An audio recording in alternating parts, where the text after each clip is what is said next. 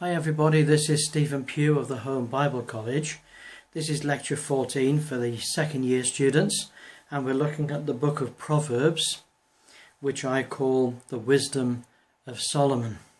The Wisdom of Solomon.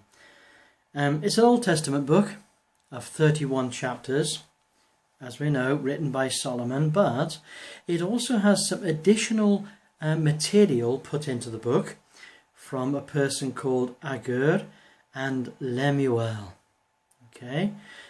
contributing some of the later sections. The next three Bible books were written by Solomon: Proverbs, Ecclesiastes and Song of Solomon. Now, if I might put it like this, the Proverbs is the wisdom of Solomon. Ecclesiastes we might call the folly of Solomon. And the Song of Solomon we might call the love of Solomon. This is a very, very interesting set of books by the greatest and the wisest man that Israel ever had. Of course, yes, he was very great and he was very wise, but he also was very foolish. And so therefore we have a set of books which are of immense value. Solomon writes in the context of the Old Covenant, and he writes to show how Israel applied their knowledge of God to their daily lives. So this you could call a handbook to the young men of Israel on how to live righteously before the Lord their God. It's a series of points of advice, instructing the reader on how to be a righteous man under the law. Now, this compilation was written by Solomon early in his reign, written to his son at the height of his powers and thoughts and inspiration. The ancient East was the home of proverbs and wordplay. Jews loved wordplay. They were a highly illiterate nation. Always, from the very beginning, they were highly literate. They loved words, and they loved mathematics, and they loved wordplay. They were great, great wordsmiths. Solomon not only writes these proverbs, but he also collects the proverbs that he has heard, but he adds most of his own. Proverbs to a wise man is like a tune book to a songwriter. The two go together like that. As the book of Proverbs progresses, there is a change from the second person to the third person. Dr. Thurtle and other scholars believe that the first part are the Proverbs taught to Solomon, and the second part are his own private proverbs. That's possibly how the whole book is compiled. The Proverbs, although they're not written as a scientific textbook, they are nevertheless scientifically correct. And we go to Proverbs chapter 4 verse 23 to see that. The Proverbs have a high moral content. And the most important thing about the Proverbs is they do not contradict each other.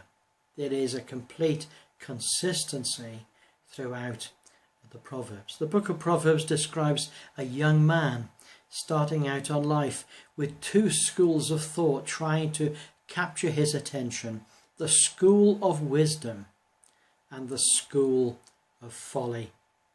And later the young man graduates to the academy of wisdom, where this wisdom that's been given to him, probably by his mother, is then eventually lived out in his later schooling and in his adult life.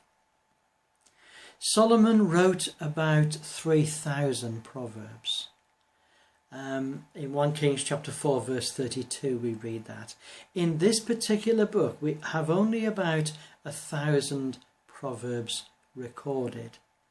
And we can assume, can't we, that these are the best third of all the proverbs he ever wrote. We know that songwriters and poets, only about a third or a quarter of all that they ever write is really good.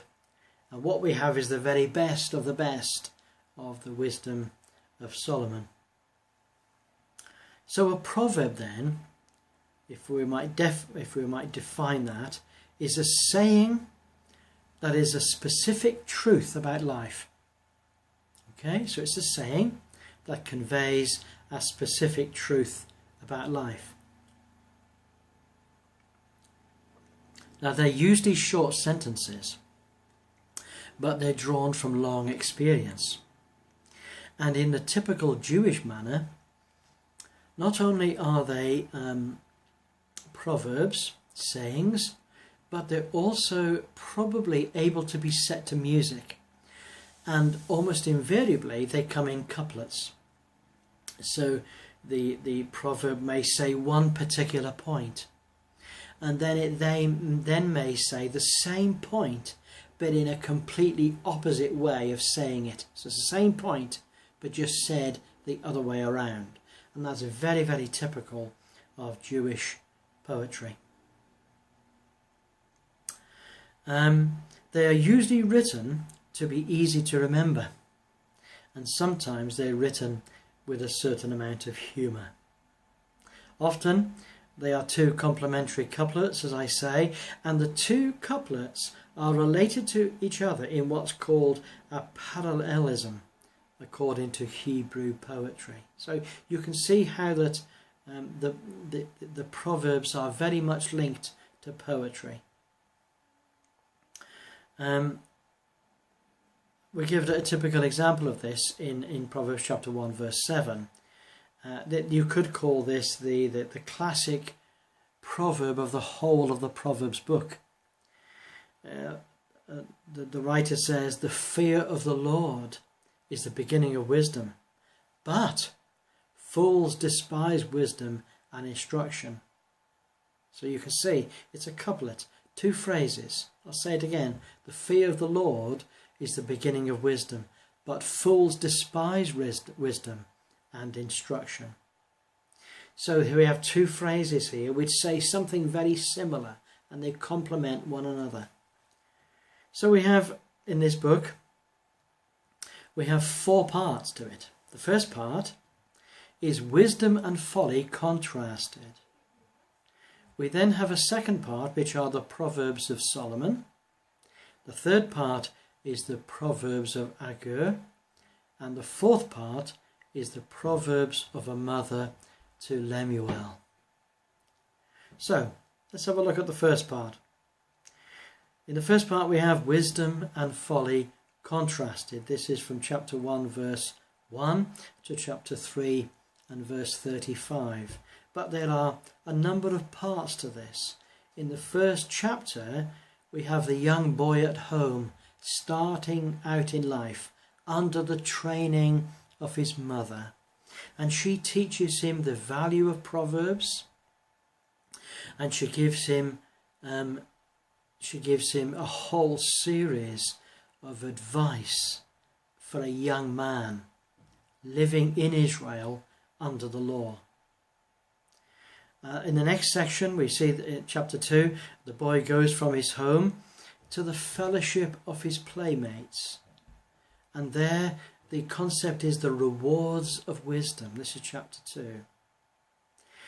Then we move on further. The young boy listens at the temple under the instruction of the rabbi. We have chapter 3, which is more advice to young men. Do you know the rabbis of Israel were devoted to this thing? The mothers first, and then the rabbis. They were devoted to this thing of instilling into their children, to their young men, instilling into them what it means to be wise before God. That's the point. They weren't instilling into them facts, not knowledge in a pure sense. They were instilling into them the way in which knowledge is used in daily life for the best advantage. That's wisdom. In chapter 4 we have the beginning of a new section. 4, 5, 6 and 7. We have the boy now in the big bad world. in the day of temptations of life. We have a section in chapter 4, the benefits of wisdom. Chapter 5, warnings about sexual sin. In chapter 6, warnings about slothfulness, about laziness, and about being deceived in life. In chapter 6 also we have warnings against adultery. And in chapter 7, warnings about prostitution. These are all very, very, very practical subjects, aren't they? And then in chapter 8, the academies are now bidding for him. He's now being brought up into higher education. And we have brought before us the glory of wisdom. Glory of wisdom.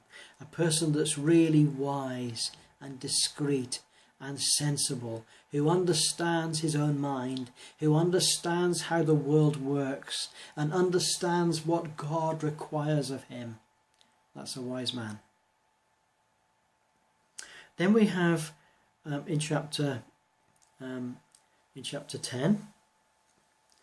we have the beginning of the Proverbs of Solomon. It is the largest part of the book. And this is guidelines for young students. It's the advice of a father to his son, or a rabbi to his student. And it's Solomon's sayings, all written by himself. He takes 14 chapters initially to speak of all the sayings that he'd written himself.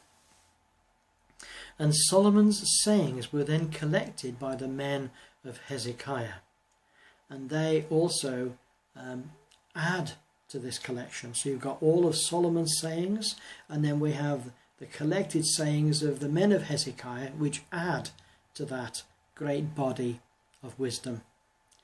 And then lastly we have the Proverbs of Agur, and lastly we have the Proverbs of the mother of Lemuel. So this is Lemuel's sayings that he got from his mother, and in the very last chapter she teaches him about the virtues of a good wife. You know, these proverbs were the lifeblood of Israel. They were the very thing that the young men and the young women of Israel needed to know.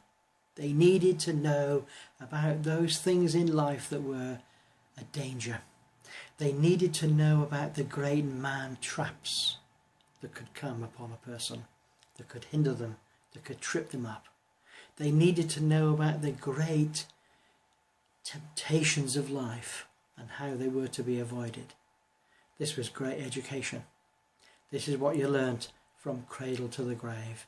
This was the wisdom of Solomon, and it was the collected writings of the wisdom of Israel. I'm sure that's going to be very interesting to you as you go through it, and I look forward to your feedback. God bless you all. Have a wonderful day. God bless you. Bye for now. Bye now.